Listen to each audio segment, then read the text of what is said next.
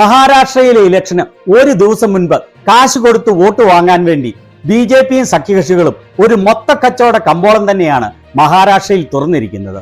അവിടെ തെരഞ്ഞെടുപ്പ് അട്ടിമറിക്കാൻ ആയിരക്കണക്കിന് കോടികളാണ് മോദിയുടെ ബി.ജെ.പി ഒഴുക്കുന്നത്. അവിടെ പല സ്ഥലങ്ങളിൽ നിന്നും ബി.ജെ.പിയുടെയും അവരുടെ സഖ്യകക്ഷി നേതാക്കളുടെയും പക്കൽ നിന്നും കോടിക്കണക്കിന് രൂപയാണ് പിടിച്ചെടുത്തിരിക്കുന്നത്.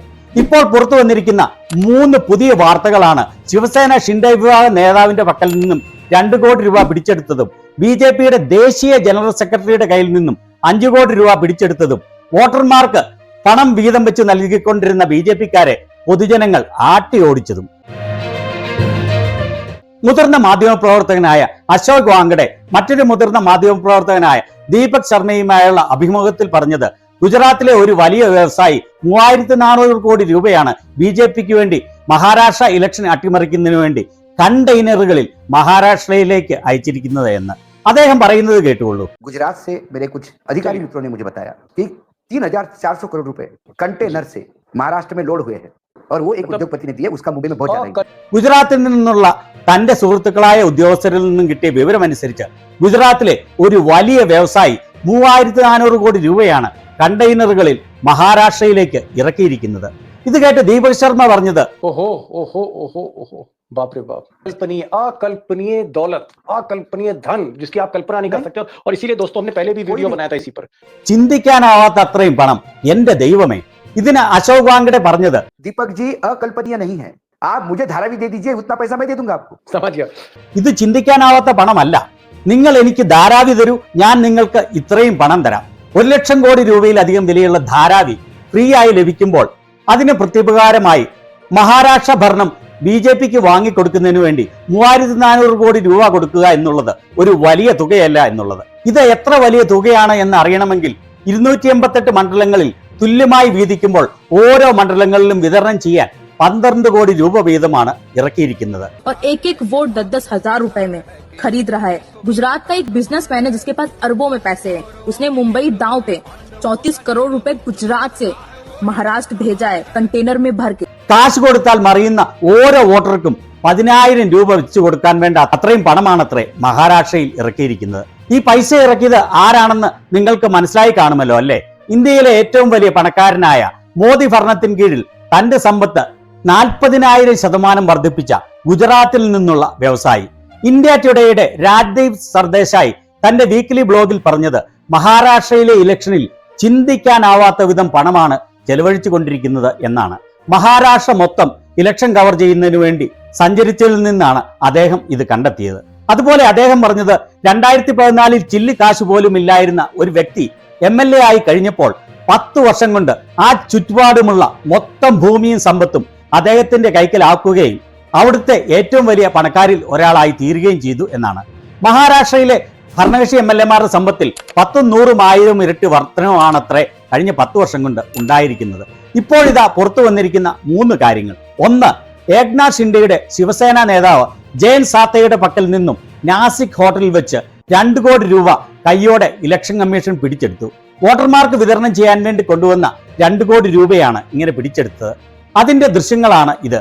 അതിന്റെ വാർത്ത നിവൃത്തികേട് കൊണ്ട് गोदी मीडिया NDTV കൊടുത്തതാണ് ഈ കാണുന്നത്. महाराष्ट्र के नासिक में एक होटल में चुनाव आयोग के अधिकारियों ने 2 करोड़ रुपए बरामद किए. शिंदे गुट के नेता जयंत साठे के कमरे से 500 रुपए के नोटों से 500 रुपए के जो गड्डियां होती हैं उससे भरा एक बैग बरामद हुआ है. ഇത് രണ്ടാമത്തെ സംഭവം. മഹാരാഷ്ട്രയിലെ വിരാറിൽ ഷിൻഡെയുടെ പാർട്ടി പ്രവർത്തകർ വോട്ടർമാർക്ക് പച്ച നോട്ട് വിതരണം ചെയ്യുന്നതെന്ന് അറിഞ്ഞ് ജനങ്ങൾ അവിടെ ഇരച്ചു കയറി കർണത്തടിച്ച് ഇവരെ ആട്ടി ഓടിക്കുകയാണ്.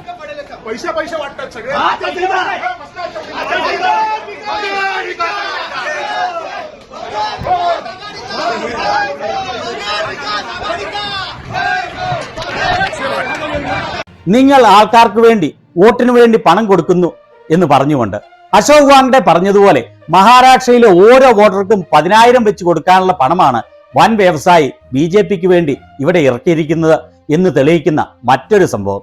ഇനി മൂന്നാമത്തെ സംഭവം, ബി.ജെ.പിയുടെ ദേശീയ ജനറൽ സെക്രട്ടറി അടുത്ത ബി.ജെ.പി പ്രസിഡന്റ് ആവുമെന്ന് കരുതുന്നയാളാണ് കോടിക്കണക്കിന് രൂപയുമായി പിടിയിലായത്. പിടിയിലായി എന്ന് പറഞ്ഞാൽ ശരിയാവില്ല. കാരണം ജനങ്ങൾ കയ്യോടെ പിടിച്ചു. പക്ഷേ മഹാരാഷ്ട്രയിലെ പോലീസും മോദിയുടെ സെലക്ഷൻ കമ്മീഷനും അയാളെ രക്ഷപ്പെടാൻ അനുവദിച്ചു എന്നുള്ളതാണ് വാസ്തവം. വഞ്ചിത് ബഹുജൻ അഗാഡിയുടെ അവിടുത്തെ സ്ഥാനാർത്ഥിയും നിലവിലുള്ള MLAയുമായ ഹിതേന്ദ്ര താക്കൂറും അനുയായികളും ചേർന്നാണ് വിരാറിലെ ഒരു ഹോട്ടലിൽ തമ്പടിച്ച് വോട്ടർമാർക്ക് കാശ് വിതരണം ചെയ്യുന്ന BJPയുടെ ദേശീയ ജനറൽ സെക്രട്ടറി വിനോദ് താവഡയെ കയ്യോടെ പിടിച്ചത്. 5 കോടി രൂപയാണ് വോട്ടർമാർക്ക് വിതരണം ചെയ്യാനായി ഇയാൾ കൊണ്ടുവന്നത് എന്നാണ് അവർ പറയുന്നത്. നിവൃത്തിയില്ലാതെ വന്നപ്പോൾ ഇലക്ഷൻ കമ്മീഷന് അവിടെ വന്ന് ഹോട്ടൽ ചെക്ക് ചെയ്യേണ്ടി വന്നു. അങ്ങനെ ചെക്ക് ചെയ്തപ്പോൾ അവർക്ക് കിട്ടിയത് 19 ലക്ഷം രൂപയായിരുന്നു എന്നാണ് ആദ്യമേ പറഞ്ഞത്. പിന്നീട് അത് 9,53,900 രൂപയായി കുറഞ്ഞു. ഇവിടെ ജനങ്ങൾ അയാളെ കയ്യോടെ പിടിക്കുന്ന ദൃശ്യങ്ങൾ കണ്ടോ? ഇയാൾ കള്ളനാണ് എന്ന് പറഞ്ഞുകൊണ്ടാണ് ജനങ്ങൾ അയാളെ കയ്യോടെ പിടിച്ചത്. എന്നാൽ പോലീസ് ആകട്ടെ ഇയാളെ കയ്യോടെ പിടിച്ച ജനങ്ങളെ പിരിച്ചുവിട്ട് ഇയാളെ സംരക്ഷിക്കാനാണ് ശ്രമിക്കുന്നത്. അതുപോലെ ഇയാളുടെ ബാഗിൽ നിന്നും കാശ് കൊടുക്കേണ്ട ആളുകളുടെ ലിസ്റ്റുള്ള ഒരു ഡയറിയും കിട്ടി. എന്നാൽ ബാക്കി പണമൊക്കെ ആൾക്കാർ വരുന്നതിനു മുൻപ് ഇയാൾ എവിടെയോ ഒളിപ്പിച്ചു എന്നുള്ളതാണ് അറിയുന്നത്. പണം വാങ്ങാനായി 100 കണക്കിന് സ്ത്രീകളാണ് ഹോട്ടലിന്റെ ലോബിയിലും അടുക്കളയിലും ബാൽക്കണിയിലുമൊക്കെയായി ഇരുന്നത്. അവരുടെ ദൃശ്യങ്ങളാണ് ഇവ. വീഡിയോ എടുക്കുമ്പോൾ ഈ പണം വാങ്ങാൻ വന്ന സ്ത്രീകൾ മുഖം മറയ്ക്കുകയാണ്. വിനോദ് താവഡെ പറഞ്ഞത് രാഹുൽ ഗാന്ധിയും സുപ്രിയ ശ്രീനാഥും ഏത് ആരോപണം ഉന്നയിച്ചാലും പാർട്ടി പ്രവർത്തകരുമായി ചായ കുടിക്കാനാണ് താൻ അവിടെ വന്നത് എന്നാണ്. ഈ സ്ത്രീകൾ അവിടെ വന്നത് സ്വതന്ത്രമായ തെരഞ്ഞെടുപ്പ് ഉറപ്പുവരുത്തുന്നതിന് വേണ്ടിയാണ് എന്നുമാണ് അയാൾ പറഞ്ഞത്. ഇയാൾ ആ ഹോട്ടലിൽ വന്നത് തന്നെ തിരഞ്ഞെടുപ്പ് ചട്ടങ്ങളുടെ നഗ്നമായ ലംഘനമാണ്. അവിടുത്തെ സ്ഥാനാർത്ഥിയല്ലാത്ത ഒരു നേതാവിന് അവിടെ വന്ന് താമസിക്കുവാൻ തെരഞ്ഞെടുപ്പ് ചട്ടങ്ങൾ അനുവദിക്കുന്നില്ല. പക്ഷേ മോദിക്കും കൂട്ടർക്കും എന്ത് തെരഞ്ഞെടുപ്പ് ചട്ടം? പ്രത്യേകിച്ച് ഇലക്ഷൻ കമ്മീഷൻ എന്നത് മോദിയുടെ സെലക്ഷൻ കമ്മീഷൻ ആണ് എന്ന യാഥാർത്ഥ്യം നിലനിൽക്കുമ്പോൾ ഇവിടെ കുറെ വർഷങ്ങൾക്ക് മുൻപ് മോദി പറഞ്ഞ വാക്കുകൾ കേട്ടുകൊള്ളൂ.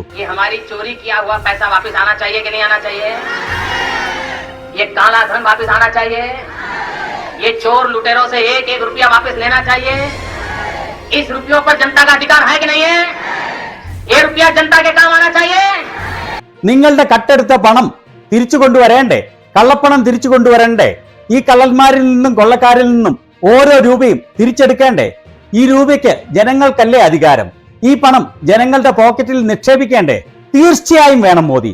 നിങ്ങൾ ജനങ്ങളെ കൊള്ളയടിച്ച് കണ്ടമാനം വളർന്നിരിക്കുകയാണ്. ജനങ്ങൾക്ക് ജീവിക്കുവാൻ നിവൃത്തിയില്ല, ജോലിയില്ല. പക്ഷെ നിങ്ങളും അദാനിയും നിങ്ങളുടെ ആൾക്കാരും ദിനം പ്രതി കോടികളാണ് കൊള്ളയടിക്കുന്നത്. BJP എന്നത് ലോകത്തിലെ ഏറ്റവും വലിയ കൊള്ളസംഘമായി മാറിയിരിക്കുകയാണ്. ഇതിനെക്കുറിച്ച് രാഹുൽ ഗാന്ധി പറഞ്ഞത് ഇങ്ങനെയാണ്: മോദി, ഈ 5 കോടി രൂപ ആരുടെ സേഫിൽ നിന്നാണ് വന്നത്? ജനങ്ങളുടെ പണം കൊള്ളയടിച്ച് ടെമ്പോ നിറയെ നിങ്ങൾ കഴിച്ചത് ആരാണ്? ഏതായാലും ആയിരക്കണക്കിന് കോടി രൂപ ഇറക്കി മഹാരാഷ്ട്ര ഇലക്ഷൻ BJP അട്ടിമറിച്ചുകൊണ്ടിരിക്കുകയാണ്. മോദിയുടെ സെലക്ഷൻ കമ്മീഷൻ നിവൃത്തിയില്ലാതെ പിടിച്ചെടുത്ത ഈ തുക മോദിയും ഗുജറാത്തിലെ വ്യവസായികളും ചേർന്ന് മഹാരാഷ്ട്രയിൽ ഒരുക്കിയിരിക്കുന്ന തുകയുടെ 1000-1 പോലും വരില്ല. എത്ര ചെലവഴിച്ചാലും തീരാത്ത അത്ര പണമാണ് BJPയുടെയും അവരുടെ നേതാക്കളുടെയും കയ്യിലുള്ളത്. ഈ രാജ്യത്തെ ജനാധിപത്യം പരിപൂർണമായി അവസാനിച്ചിരിക്കുകയാണ്. എന്നിട്ടും ഇതുവരെയും വിവേകമുദിക്കാത്ത വളരെയേറെ ഭക്തന്മാർ ഇനിയുമുണ്ടെന്നുള്ളത് ഇന്ത്യയുടെ ഏറ്റവും വലിയ ഗതികേടായി മാറിയിരിക്കുകയാണ്.